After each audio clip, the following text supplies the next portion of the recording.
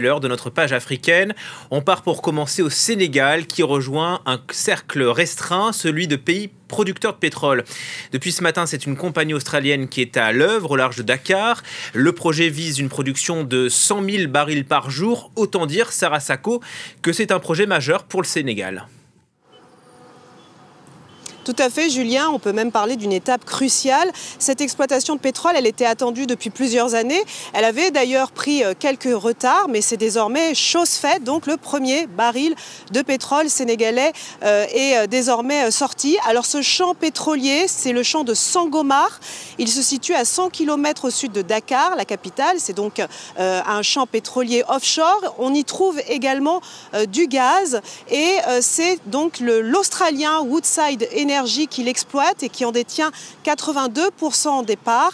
La société des pétroles du Sénégal, Petrosen, détient les 18% restants. Coût estimé de cette phase 1 de développement, 5 milliards de dollars. Et j'ajoute qu'un autre grand projet est dans les tuyaux.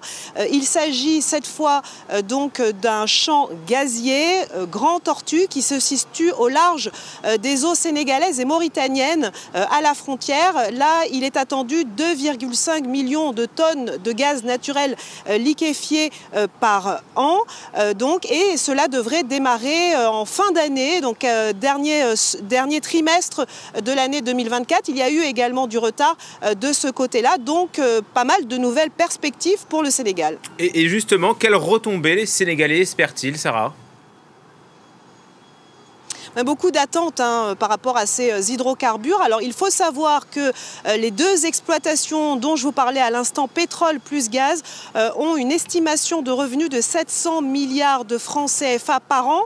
Pendant 30 ans, ça fait un peu plus d'1 milliard d'euros annuels, ce qui est bien loin des géants pétroliers, par exemple du Nigeria, pour se référer à quelqu'un sur le continent. Mais ça va permettre de sérieusement booster l'économie sénégalaise qui en a besoin. Donc les Sénégalais espèrent une économie plus diversifiée, une lutte contre la vie chère, de l'emploi à la clé. Voilà, puisque donc ces exploitations, je vous le disais, on en parle depuis des années. Et puis, je vous rappelle que le nouveau pouvoir, le pouvoir de Bassirou Diomaye Faye, a promis de renégocier ses contrats hydrocarbures. Il a d'ailleurs lancé un audit dans ce secteur. Alors, d'après les nouvelles autorités, eh bien, ces contrats n'ont pas été assez bien négociés par les précédents pouvoirs. Affirmation qu'ont toujours rejeté les intéressés. Pas plus tard que dimanche, le Premier ministre Ousmane Sonko, qui tenait un meeting devant la jeunesse, l'a redit. Nous allons renégocier ces contrats, nous l'avons affirmé et nous le ferons. Voilà à peu près les propos qu'il a tenus. Merci infiniment pour ces précisions, Sarah.